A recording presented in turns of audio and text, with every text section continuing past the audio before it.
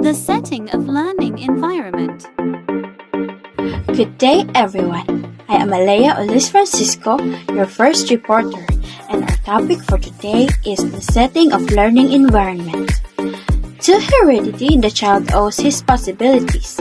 However, to environment, he owes the realization of these possibilities. The explanation of this quote is that learning environment consists of the physical as well as the psychological environment that surrounds the learners. This means that the child is born with potential or possibilities, but that potential lies dormant until it's uncovered or brought out by the child's environment. The setting of learning environment. What is learning environment? Let's define the learning environment. Learning environment is the place where teaching and learning takes place in the most effective manner. It consists of the classroom and all the instructional features and non-threatening classroom climate needed in planning and implementing all teaching and learning activities. So we will talk about the arrangement of furnitures. Arrangement of furniture. The furniture-like table for demonstration located in front of the room and the chairs facing it are neatly arranged with sufficient space in between for ease in moving around. Shelves for project keepings, collections, and outstanding works are located at the sides. Attached to the wall is the bulletin board for hanging posters, announcements, and illustration about the unit being undertaken. So these are the example pictures of arrangement of furnitures. So, physical configuration of a classroom is more than an organization and stylistic choice by the instructor. The most important consideration when designing and maintaining a classroom is students' and teachers' comfort. Thus, making certain that both teacher and students are comfortable and equipped to learn is critical to educators' workspace. With proper environment, a teacher is able to motivate and challenge students to assimilate information and learning. Table and chairs are most part of a classroom furniture. There are several uses for tables and chairs in a classroom environment. Sometimes, tables are used to store equipment used during instructions. They can also be used as a student desk for group exercise. This furniture helps the teacher to motivate students' learning. These are some example of arrangement of furniture. So next we will talk about the condition of the classroom. Physical condition of a classroom. As soon as the student enters, they are attracted by a clean and orderly setup, natural light and flowing air, and to their comfort and ease. Free from noise coming from the surroundings, students' concentration and interest are easily sustained. The doors and windows could be opened and closed with less difficulties and noise. The light fixtures are located where needed. So these are the examples of the physical condition of a classroom. Physical environments of a classroom should be fostering as it plays a major role in molding students' behavior and creating a happy learning atmosphere. A conducive learning environment provides conditions that make a student easy to do their works, along with promoting their social, mental, physical, and emotional well-being. The physical condition of a classroom or any learning environment also exerts an influence on the social interaction of learning capabilities of a student. So that's all for my report. Again, I am Alea Olis Francisco, your reporter number 1. Thank you. Okay, we move on to the next topic. The next topic is all about the classroom proceedings. A classroom proceeding also accommodates different types of learners. For instance, students who are visual learners can excel in a classroom setting where theatrical presentations, storytelling, or movies contribute to the lessons. And hands-on learners may also do well in a school room.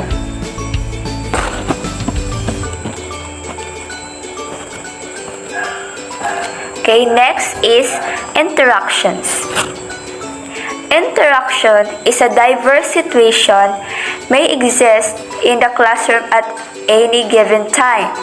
Students differ in abilities and interests, while teachers must be sensitive to the positive and negative interactions and must immediately undertake an instant revision or adjustments in the methodology when necessary.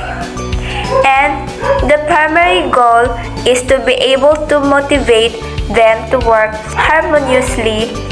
They after inculcate the values of cooperation and congeniality. Okay. Interaction components. So there are types of interactions components. Okay. First, the enabling context. Authentic or realistic context is provided to motivate learners and typically take the form of complex, full-scale problems representative of the real-world task. Next, resources. Resources is to help students understand their complex problems. Extensive resources can be provided. And truly open-ended learning environment will involve students in independent research to find and select their own relevant resources. Okay, next, a set of tools. In some learning environments, however, selected resources are provided to learners. A full set of tools should be provided to help learners process information, manipulate data, and discuss the data. Scaffolds. Scaffolds should also be present to bolster student problem solving as needed. These can take many forms, from tools to teachers to student peers. Okay, next, function of learning environment. Number 1, teacher component. Its role is to provide something between loose guidance and direct instruction. It can be a human agent, present or distant, an intelligent agent, instructions like some textbooks provide. Number 2, monitor component. Monitor component ensures that something is learned, a role taken by either the human teacher, the learner, self-control, or by some program. Number 3, fellow learners component. Fellow component improves the learner process by collaborative learning principle. Number 4, the learning material. The learning material contains what has to be learned in a very broad sense, knowing what or knowing how. It can be computational in various ways, exploratory hypertext, lesson, and task-oriented hypertext, simulation software, task-solving environments, and etc. Number 5, external information sources. All kind of information which is not directly stored in the learning material. Example, additional material, handbooks, manuals, etc. Number 6, the tools.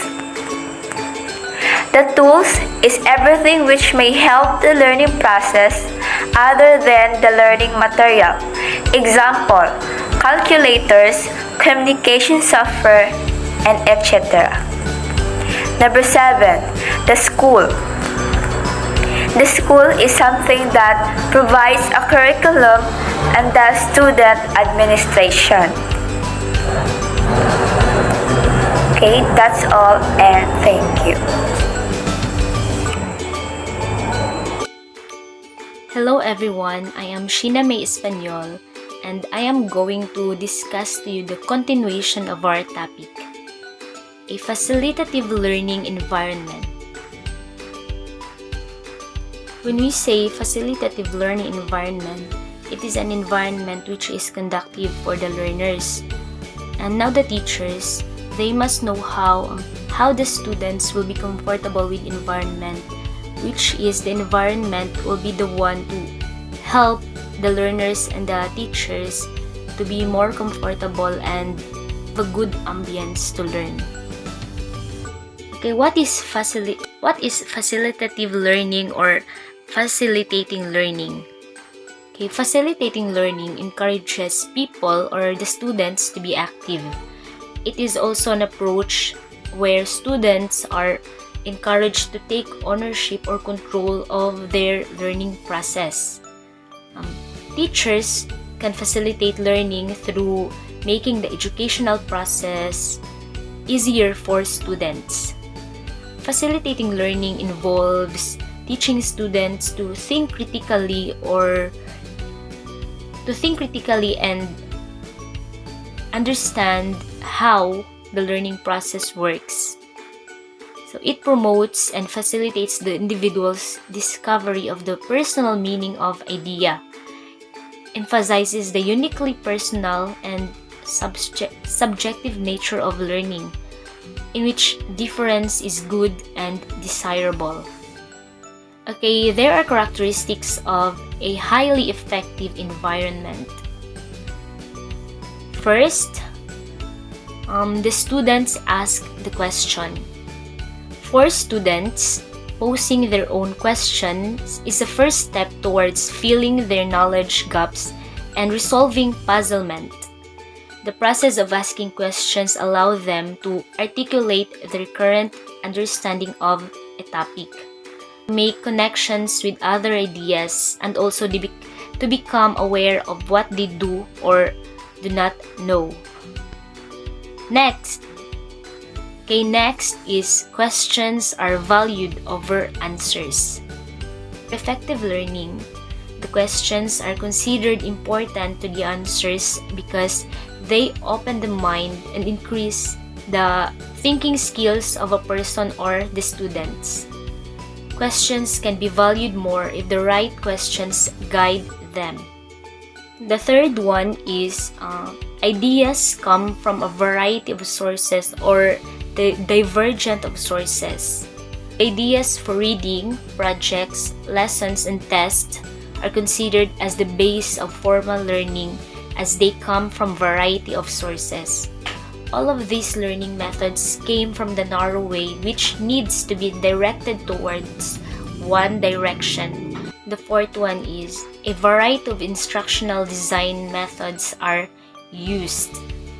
Utilizing or using variety of instructional design is very important in teaching and learning process. It ensures that students will never get bored in the class. It also ensures that students will likely to expose to strategies that align with their preferred individualized learning style. Next is the classroom learning empties into an authentic community. To make sense in the real world, it is not always important to recondition learning in a highly efficient learning environment, but it begins and ends with a connected community only. So as we notice that it is very important to use our learnings and knowledge not only in the classroom setting but also in the real life situation in the community. Next, learning is personalized by a variety of criteria. It can help maintain the response to whatever extent you plan with different criteria by including reading level, assessments results, content readiness, the interest of the students, and various other factors. Based on this, you can easily set your learning speed, thoroughness, and entry joints. Next is assessment is persistent, authentic, transparent, and never punitive. So when we say punitive, this intended or inflicting or intended as punishment. Okay. Assessing your student must be transparent and authentic because as we all know, not all students has the same level of knowledge or intellect. So you must assess them based on their needs. It is important to analyze the real reasons for testing students who may be future opportunities for improvement. Next, learning habits are constantly modeled.